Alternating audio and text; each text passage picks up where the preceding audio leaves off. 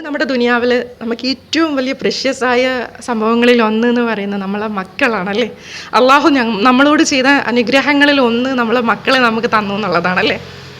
ആ മക്കൾ എന്ന് പറയുന്നത് എങ്ങനെയുള്ളവരായിരിക്കണം എന്നുള്ളതും നമുക്ക് കുറേ കൺസെപ്റ്റ് ഉണ്ട്. എൻ്റെ മക്കൾ എങ്ങനെയാവണം, എൻ്റെ കുഞ്ഞിങ്ങനെയാവണം എന്നൊക്കെ ഉള്ളത്. അപ്പോൾ ഞാൻ അതിൻ്റെയോടൊപ്പം ഒരു കാര്യം കൂടെ പറഞ്ഞോട്ടെ. നമ്മളെ മക്കളെ വളർത്തുമ്പോൾ നമ്മൾ പോസിറ്റീവ് സൈഡ് മാത്രം കാണിച്ചുകൊണ്ട് നമ്മളെ മക്കളെ ഒരിക്കലും വളർത്തരുത്. നമ്മളെ പോരായ്മകളും, അതായത് നമ്മുടെ സാമ്പത്തികപരമായ പോരായ്മകളും ഇല്ലായ്മകളും കൂടെ അറിഞ്ഞു വേണം ആ മക്കൾ വളരാൻ.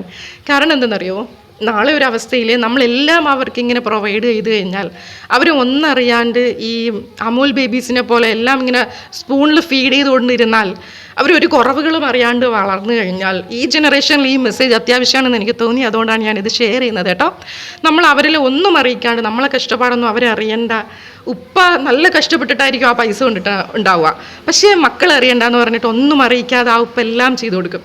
പക്ഷെ ഞാൻ പറയുന്നത് ആ ഉപ്പാൻ്റെ കഷ്ടപ്പാട് ആ മക്കളും അറിയട്ടെ എന്നാണ്.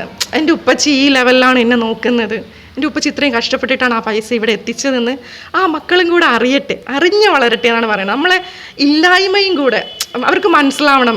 എന്താ പറയുക, ചില സമയത്ത് എൻ്റെ ഉപ്പച്ചിക്ക് എന്നെ കാറിൽ കൊണ്ടുപോകാൻ പറ്റും, ഓക്കെ അൽഹംദുലില്ലാ. ചില സമയത്ത് എനിക്ക് ബസ്സിലേ പോകാൻ പറ്റുള്ളൂ, ഓക്കെ. അതും ആ ഒരു അവസ്ഥയും അവരറിയട്ടെ അല്ലേ. നമുക്ക് അതിൽ കയറാൻ പറ്റിയില്ലെങ്കിൽ ഇതിൽ കയറാൻ പഠിക്കട്ടെ. എല്ലാ അവസ്ഥകളിലും അവർ ബാലൻസ് ചെയ്യാൻ പഠിക്കട്ടെ അല്ലേ.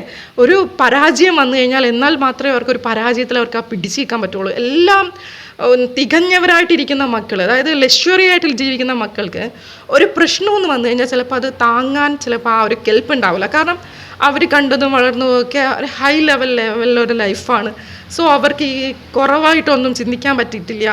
അപ്പോൾ അവരെന്ത് ചെയ്യുക, അവർക്ക് പെട്ടെന്നില്ലാണ്ടാകുമ്പോഴത്തേക്ക് ആ മൈൻഡിനെ പിടിച്ചു നിർത്താൻ പറ്റില്ല. പെട്ടെന്ന് അവരെന്ത് ചെയ്യും, അവർ സൂയിസൈഡ് ചെയ്യണോ അതോ ഞാൻ ജീവിക്കണോ വേണ്ടയോ എന്ന് പറയുന്ന ഒരു ചിന്തയിലോട്ട് പോകും. സോ അവരെ നമ്മുടെ കുറവുകൾ അറിയിച്ച് വളരുന്ന ഒരു മക്കളാണെങ്കിൽ, എക്സാമ്പിൾ എൻ്റെ ഉപ്പ ഈ ജോലിയാണ് ചെയ്യുന്നത്, എൻ്റെ ഉപ്പ കൂലിപ്പണിക്കാരനാണ്, എൻ്റെ ഉപ്പ ഇത്ര പൈസ ഉണ്ടാക്കിയിട്ടുള്ളൂ, സോ അതിൽ നിന്ന് എനിക്ക് ഇത്ര കൊണ്ടു തന്നു, ഞാൻ ആ കുറവുകളിൽ നിന്നിട്ട് ഇല്ലായ്മയിൽ നിന്നിട്ട് ഞാൻ വളരാം, എനിക്ക് ഇന്ന് ഇത്രയേ കിട്ടിയിട്ടുള്ളൂ എന്നല്ല. എന്താ വെച്ച് കഴിഞ്ഞാൽ എനിക്ക് പഠിച്ചവൻ ഇന്ന് എനിക്ക് ഈ ആഹാരമാണ് വിധിച്ചിട്ടുള്ളത്, അൽഹംദുലില്ലാ കുഴപ്പമില്ല, എനിക്കിന്നതാ ഈ 2 പെൻസിലേ കിട്ടിയിട്ടുള്ളൂ, അല്ലെങ്കിൽ എനിക്ക് ഇന്ന് 2 ബുക്കേ ഉള്ളൂ, കുഴപ്പമില്ല, എനിക്കിത് മതി എന്ന് വിചാരിച്ചുകൊണ്ട് ഇല്ലായ്മയും കൂടെ അറിഞ്ഞ് വളരുന്നൊരു മക്കളുണ്ടല്ലോ, ആ മക്കളാണ് ഈ ലോകത്തിൻ്റെ ഏറ്റവും ഹയസ്റ്റ് പോസ്റ്റിൽ പോയി നിൽക്കുന്നവർ. കാരണം അവർക്ക് ആ രണ്ടും ബാലൻസ് ചെയ്യാനുള്ളൊരു മെൻറ്റൽ കപ്പാസിറ്റി ഉണ്ട്. മീൻസ് ഹയറിലും ഓക്കെയാണ് അവർ, ഷറിലും അതല്ല പരീക്ഷണ സമയത്തും അവർ ഓക്കെയാണ്. പരീക്ഷണങ്ങളിൽ അവരെന്ത് ചെയ്യില്ല, വീണു പോകത്തില്ല. മറ്റേതെന്ന് പറയുന്നത് എല്ലാം അഫോർഡബിളായിട്ട് കിട്ടുന്ന മക്കൾ, എല്ലാം കിട്ടുന്ന മക്കളുടെ മൈൻഡ് എന്താ പറയുക, മെൻ്റലി കപ്പാസിറ്റി എന്ന് പറയുന്നത് അവർക്ക് വേറെ എന്തെങ്കിലും ഒരു പ്രശ്നങ്ങൾ വരുമ്പോൾ അവർക്ക് എപ്പോഴും സക്സസ് മാത്രമേ അവർ കണ്ടിട്ടുള്ളൂ, അവർക്ക് വിജയം മാത്രമേ പറ്റത്തുള്ളൂ. സോ പരാജയം എന്ന് പറയുന്നത് അവർക്ക് ഒരിക്കലും ചിന്തിക്കാൻ പറ്റാത്തൊരു കാര്യമാണ്. സോ പെട്ടെന്ന് പെടുന്നതിന് എന്തെങ്കിലും പരാജയം വന്നു കഴിഞ്ഞാൽ, അല്ലെങ്കിൽ പാരൻസ് എന്തെങ്കിലും ഒന്ന് കൂടുതലായിട്ടൊന്ന് ഷൗട്ട് ചെയ്ത് കഴിഞ്ഞാൽ അവരെ കൊണ്ട് താങ്ങാൻ പറ്റത്തില്ല. ഞാൻ പല ന്യൂസുകളും കേട്ടിട്ടുണ്ട്, പാരൻസ് ഷൗട്ട് ചെയ്തതിൻ്റെ പേരിൽ, ഫോൺ കൊടുക്കാത്തതിൻ്റെ പേരിൽ സൂയിസൈഡ് ചെയ്യുന്നു, ആത്മഹത്യ ചെയ്യുന്നു, തൂങ്ങി മരിക്കുന്നു, അങ്ങനെ ഇങ്ങനെ എന്നൊക്കെ. ഇതെന്തുകൊണ്ടാണ്? അവർക്ക് ആ ഒരു കുറവ് അറിഞ്ഞിട്ടില്ല. അവരെപ്പോഴും നോക്കുമ്പോൾ അവർ ചോദിക്കുന്ന കാര്യങ്ങളൊക്കെ അവർക്ക് അഫോർഡബിളായിട്ട് കിട്ടുന്നുണ്ട്. ഫുഡാണെങ്കിൽ ഇന്നെന്ന് പറഞ്ഞാൽ സോഷ്യൽ എല്ലാം ഭയങ്കര ഫാസ്റ്റായിട്ടാണ് കിട്ടുന്നത് അല്ലേ. വീട്ടിലിരുന്നു കൊണ്ട് തന്നെ നമുക്കെല്ലാം നമ്മുടെ കയ്യെത്തും ദൂരത്ത് കൈപ്പിടിക്കുള്ളിലുണ്ട്.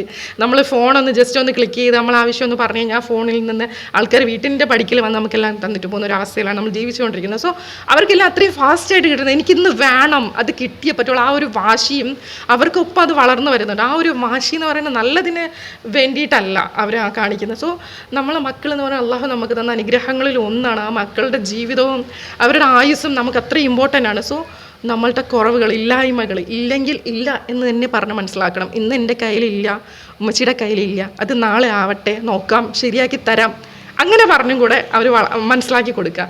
സോ അവർക്കത് മനസ്സിലാവണം, എൻ്റെ ഉമ്മയുടെ കയ്യിൽ ഇതൊന്നുമില്ല, നാളെ അത് കിട്ടുമായിരിക്കാം എന്നുള്ള പ്രതീക്ഷ. അതോടൊപ്പം തന്നെ അവർക്കും ഉള്ളിലൊരു എനർജി വരും, എനിക്കെല്ലാം കിട്ടിക്കഴിഞ്ഞ് കഴിഞ്ഞാൽ, എല്ലാം കിട്ടുന്ന മക്കൾക്ക് ശ്രദ്ധിച്ചിട്ടുണ്ടോ, എന്തെങ്കിലും ഒരു ഗിഫ്റ്റ് കൊണ്ടു കൊടുത്താൽ അവർ ഓക്കെ എന്നൊരു ലെവല്. പക്ഷേ ഈ വല്ലപ്പോഴും ഗിഫ്റ്റ് കിട്ടുന്ന മക്കൾക്ക് ഭയങ്കര സന്തോഷം അവരുടെ ഫേസിൽ കാണാൻ പറ്റും. സോ അവർ ആ ഇല്ലായ്മയും കൂടെ മനസ്സിലാക്കി വളരുന്ന മക്കളാണ്. ചില വീഡിയോസൊക്കെ നിങ്ങൾ കണ്ടിട്ടില്ല, നമ്മളത് കാണിച്ചു കൊടുക്കണം. എന്താ പറയുക, മക്കൾക്ക് ആഹാരം കളയുന്ന മക്കൾക്ക് കാണിച്ചു കൊടുക്കണം. ആഫ്രിക്കൻ പോലുള്ള, എത്യോപ്യ പോലുള്ള സ്ഥലങ്ങളിലെ മക്കൾ ആഹാരത്തിന് വേണ്ടിയിട്ട് വെയിറ്റ് ചെയ്ത് നിൽക്കുന്നത്, അവർക്ക് നേരെ ഒരു ഡ്രസ്സില്ല, എന്താ പറയുക, ആഹാരമൊന്നും ഇല്ലാണ്ട് കുഞ്ഞു മക്കളാണ് ആ ആഹാരത്തിന് വേണ്ടി കാത്തിരിക്കുന്നത്. സോ നമ്മളെ മക്കളും ആ വീഡിയോസൊക്കെ ഒന്ന് കാണട്ടെ അല്ലേ. കൊടുക്കുന്ന ആഹാരം തട്ടിക്കളയുമ്പോൾ നീ അത് തട്ടിക്കളയാൻ പാടില്ല. ഇന്ന് ഈ ആഹാരം പോലും കിട്ടാത്തവർ ഇന്ന് ഈ ദുനിയാവിലുണ്ടെന്ന് നമ്മളെ മക്കളും കൂടെ മനസ്സിലാക്കട്ടെ അല്ലേ. അപ്പം അങ്ങനെയൊക്കെയുള്ള മെസ്സേജസ് കാണിച്ചു കൊടുത്ത് മോറൽ വാല്യൂസിന് അത്രത്തോളം ഇമ്പോർട്ടൻ്റ് ഉണ്ട് എന്ന് പറഞ്ഞ് വളർത്തിയ മക്കൾ ഒരിക്കലും നമ്മൾ കൈവിട്ട് പോകില്ല. അത് ഏത് ജനറേഷൻ ആയാലും, മോഡേൺ ജനറേഷൻ ആയാലും, ഏത് ജനറേഷൻ ആയാലും ഇന്നും മൂല്യങ്ങൾ അല്ലെങ്കിൽ മോറൽ വാല്യൂസ് നിലനിൽക്കുന്നുണ്ട് എന്ന് വിശ്വസിക്കുന്ന ഒരാളാണ് ഞാൻ. സോ നമ്മളെ മക്കളും നമുക്ക് ഉതകുന്ന രീതിയിൽ വളർന്നു വരട്ടെ എന്ന് ആഗ്രഹിച്ചുകൊണ്ട് ഞാൻ ഈ മെസ്സേജ് നടത്തുന്നു. ഇത് നിങ്ങൾക്ക് ഇഷ്ടമാണെന്നുണ്ടെങ്കിൽ നിങ്ങളുടെ ഫ്രണ്ട്സിനൊക്കെ ഒന്ന് ഷെയർ ചെയ്ത് കൊടുത്തോളൂ എന്ന് പറഞ്ഞുകൊണ്ട് ഞാൻ നിങ്ങളുടെ മുഫി. അസ്സലാമു അലൈക്കും.